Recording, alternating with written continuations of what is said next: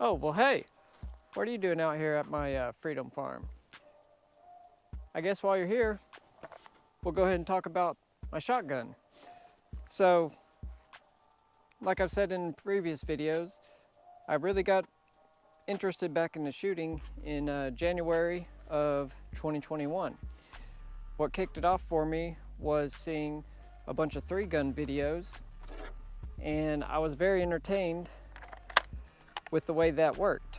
So, got my rifle, got it set up, got my pistol, and got it set up.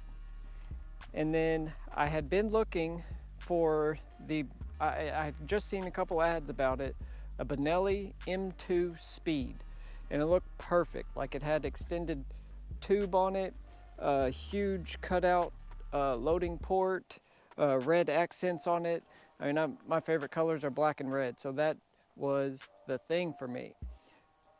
Finally going back and forth talking with Benelli in Italy, I discovered that they don't have any idea when it is going to even make it to the US. So I had been keeping an eye on a few other models, and kind of the best deal overall that I could find was on the Stoeger M3000 series, but the version they make for kind of competition in 3-gun, the M3K. So with this, it comes with the 10 round capacity tube here, and it's got similar internals as a Benelli.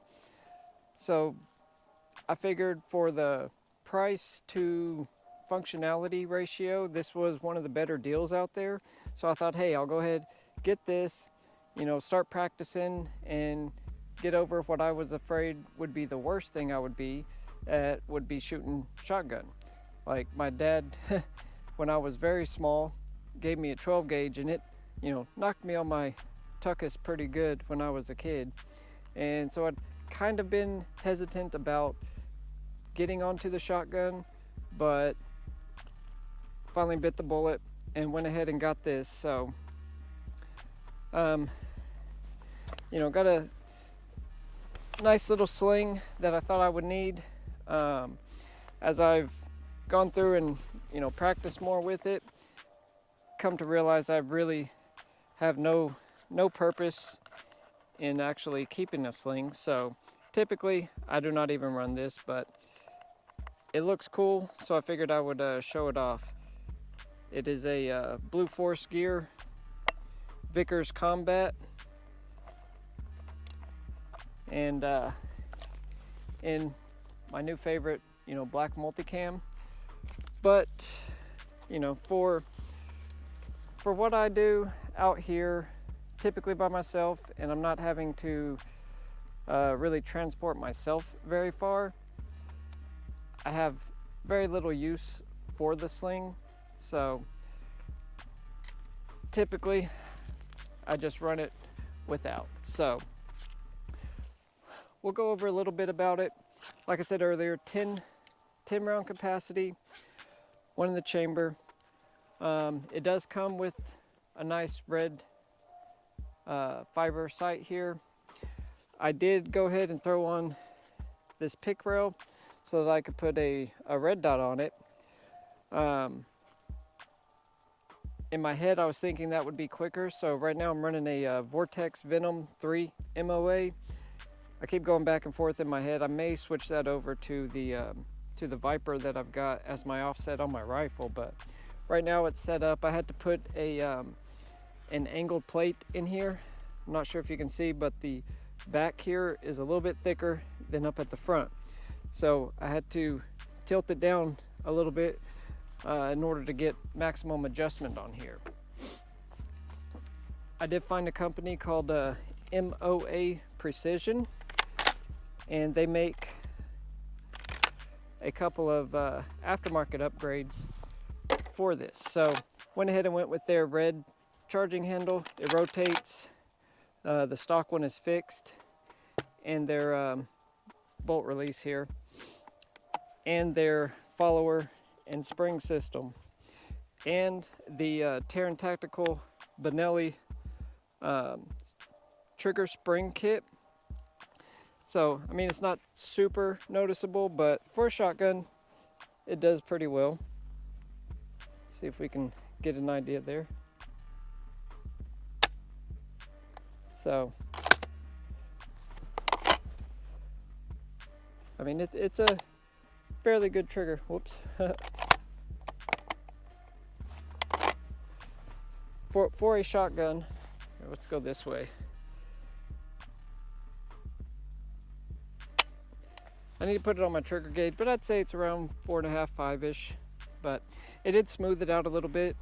I will say, the first day I took it out, I did not have a good cheek weld on this hard plastic buttstock that's on here, and I smacked my cheekbone very hard.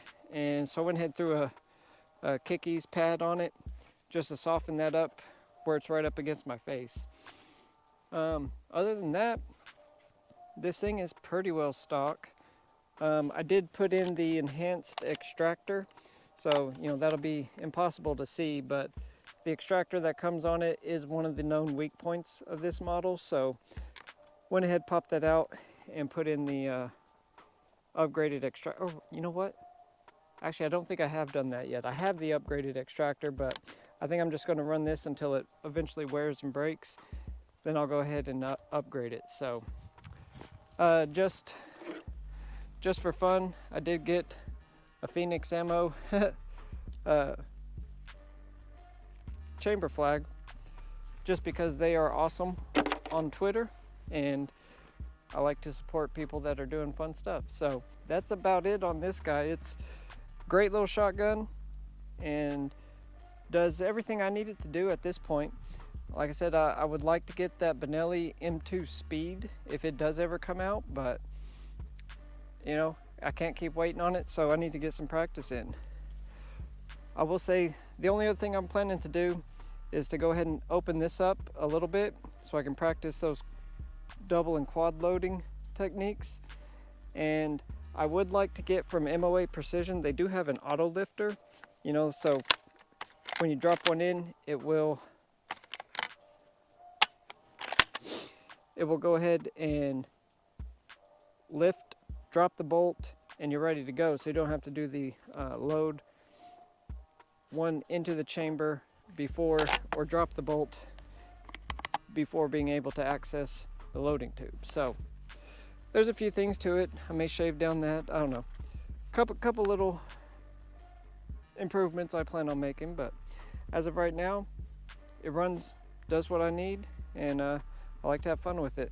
I'm still getting the hang of, you know, getting rolled up under and loading off the belt, but I don't practice that nearly enough just yet. I've set up a little stage here that I've kind of made up myself just to practice a little bit. So I've got a steel popper with a clay thrower set up behind it, and a stationary clay, another popper, 2 stationary clays. So ideally I'll hit the steel and get the one stationary, and then catch the one out of the sky, hit the second steel, get the 2 on the ground, and then the third one coming out of the sky. So we'll see if I can pull this off. I have not practiced this in a while.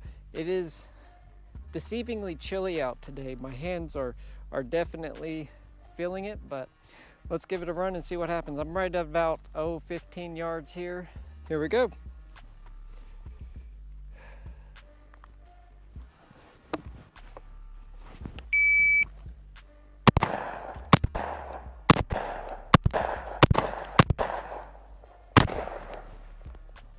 Okay.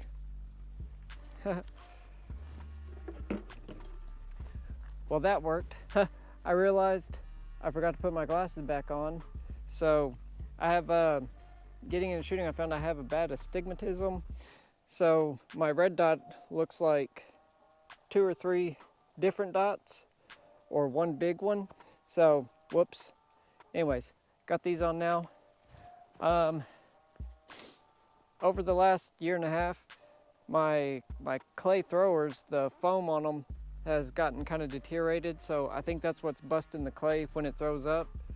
But I still got the little piece that was flying, so I'm pretty happy with that for not practicing for a while. So let's get it set up and run it again. Okay, so that one was 7 shots. I got off in 6.86 seconds. We're gonna try again. Now I've set up with steel, 2 on the ground, maybe the 1 in the air, steel, 2 on the ground, 1 in the air. We'll see how I do on this. My fingers are very cold, but let's give it a whirl and we'll see what happens here. All right, I already got loaded up. Okay, it's go time, buddies. All right, stand by.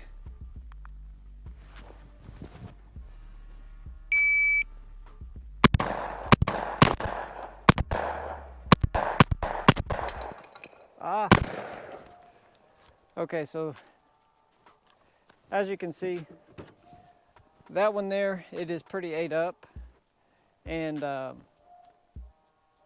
it's just breaking them as they're coming up. So, okay, so here's my popper, and this is what the problem is here. So I think this foam piece has gotten all deteriorated, and that screw there is banging them and causing them to break apart right as they come up. So this one's still working all right.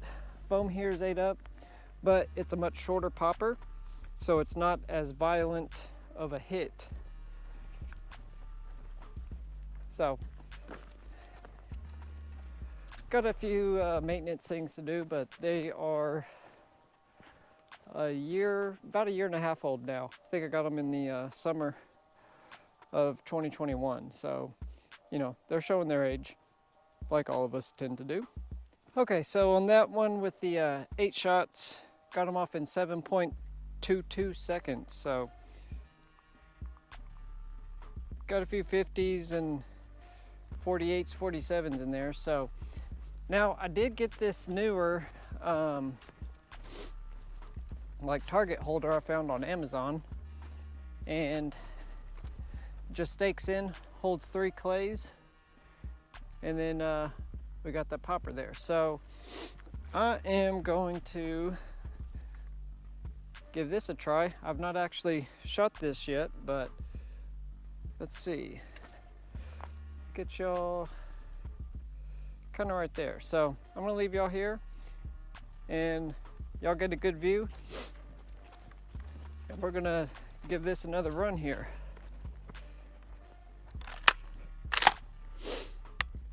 Okay, so 5 shots, and we'll see how this one does. All right, stand by, and here we go.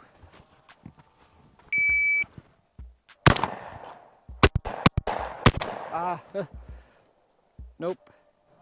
Well, worth a try. So I missed the flyer. When I hit that first one, it blew a couple apart at the same time, and that kind of threw me off in my head. So I totally forgot I still had one coming up and getting ready to drop down and hit me. So, hey,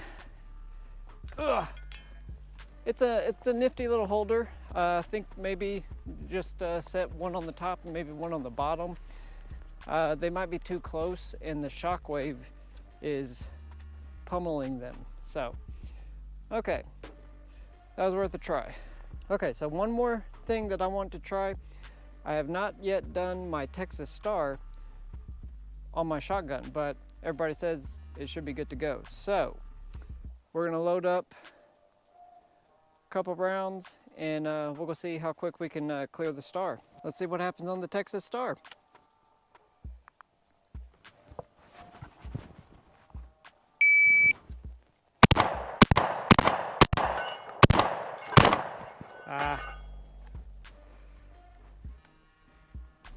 So obviously had one miss in there, but so it took me 6 shots, 4.58 seconds. Okay, so we're gonna reset and we'll give it a try again. So I'm a big believer and wearing gloves, I've definitely noticed as I'm getting older that the hands being uncomfortable and hurting are definitely a good way to ruin the day. Wow, you can see all the blasts from the pellets. Oh, that's funny. Okay, so I found the easiest way to reload the star. Come in from behind. Use some of its centrifugal force in your favor as you reload. A plate in your hand, and boom, we're good to go. See if I can do any better this time. My hands are definitely telling me it is time to be done for the day. So here we go.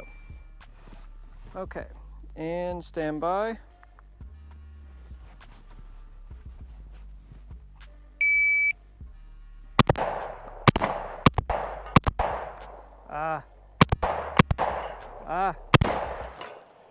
Well, disappointing. So that took me 7 shots and 7:55.